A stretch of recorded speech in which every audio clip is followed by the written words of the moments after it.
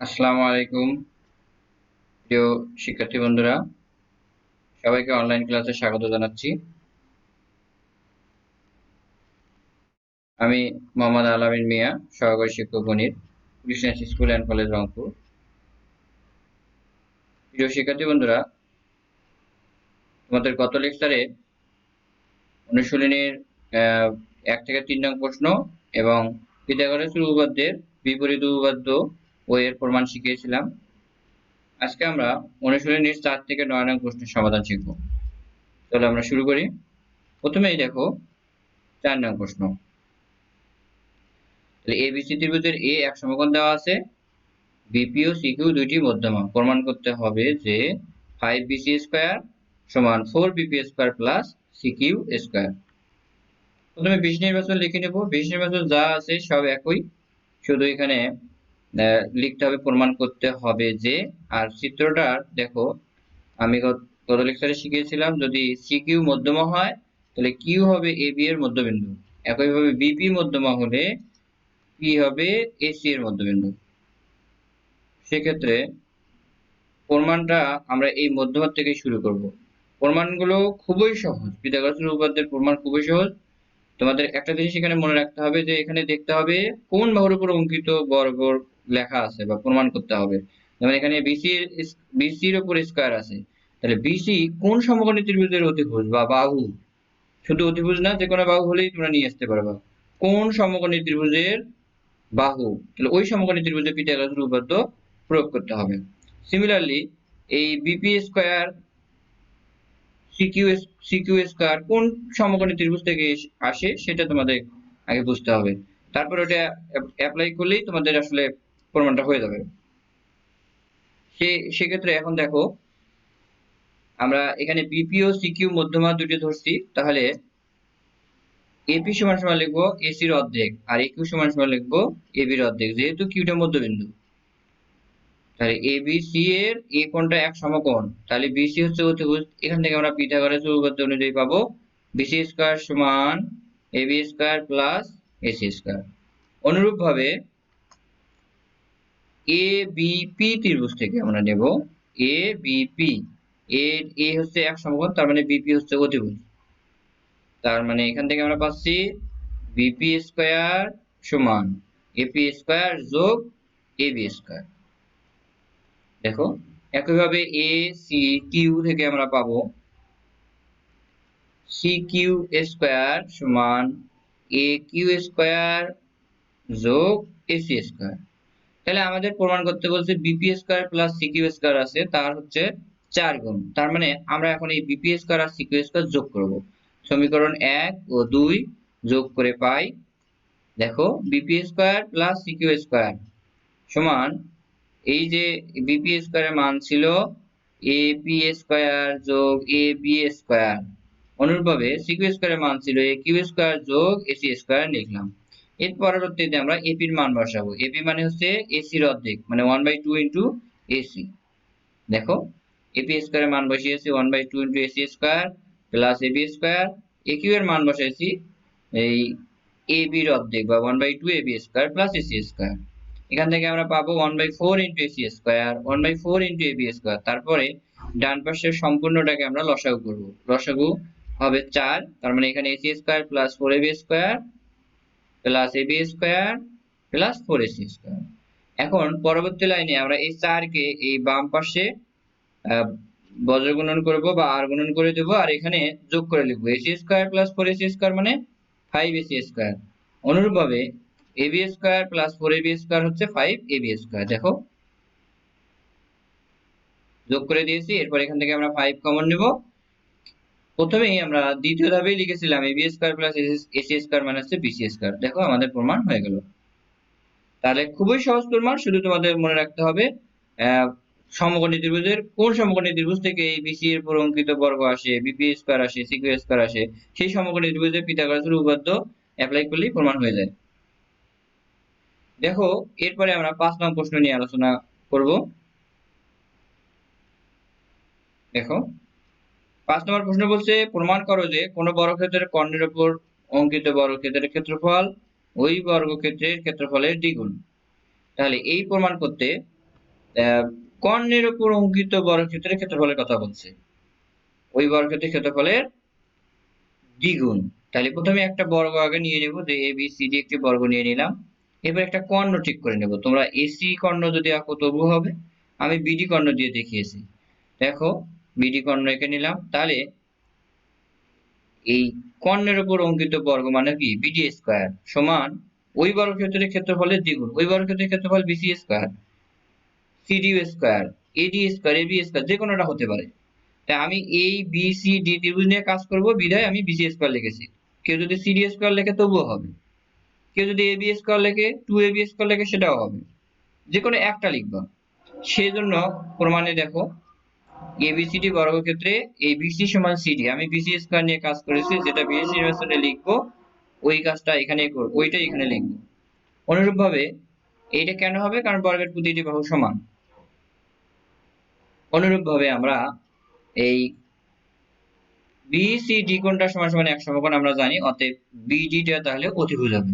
তো বিডি যদি অতিভুজ হয় তাহলে পিথাগোরাসের উপপাদ্য অনুযায়ী কি পাবো,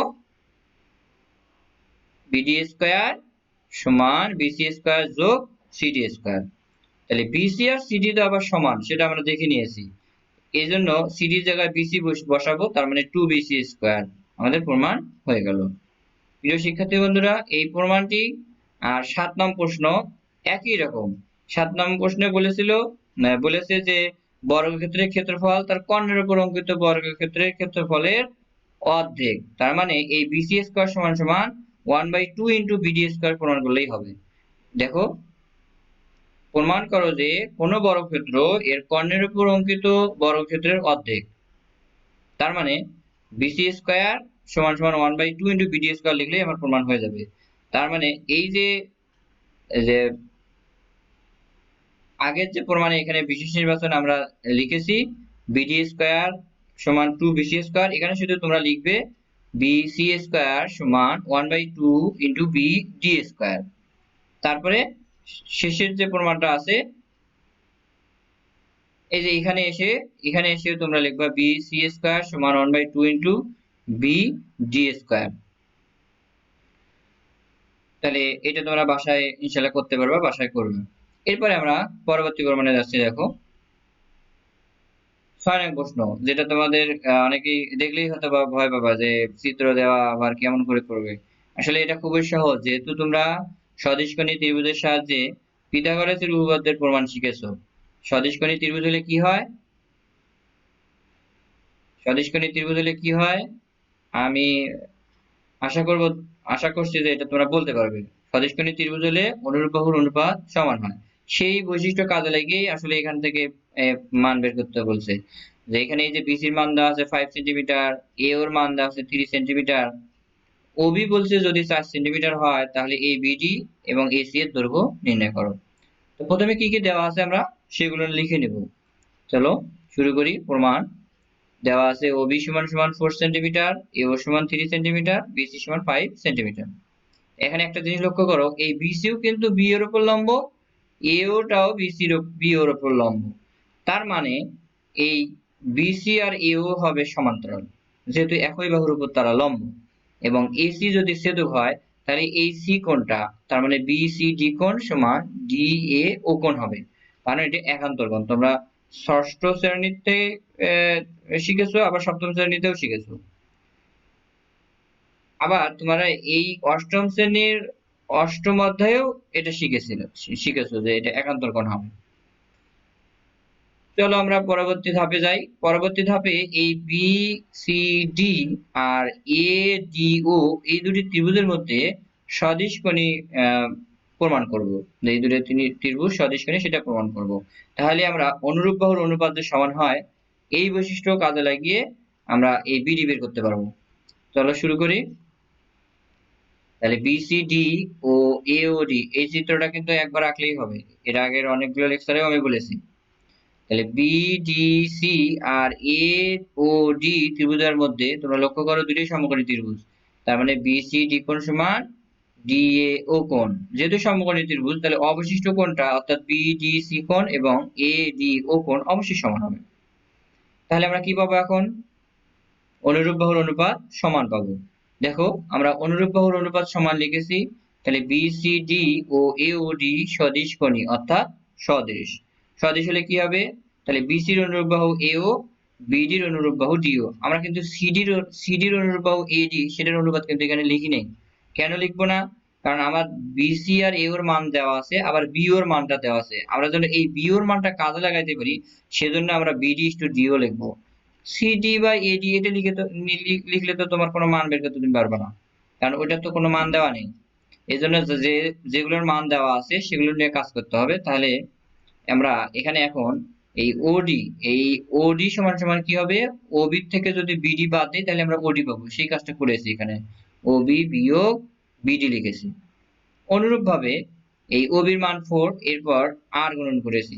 দেখো 3 দ্বারা এই পাশে কোণাকুণি ভাবে গুণ করলে হবে 3 বিডি, আর 5 দ্বারা গুণ করলে হবে 4 5 20 মাইনাস 5 বিডি।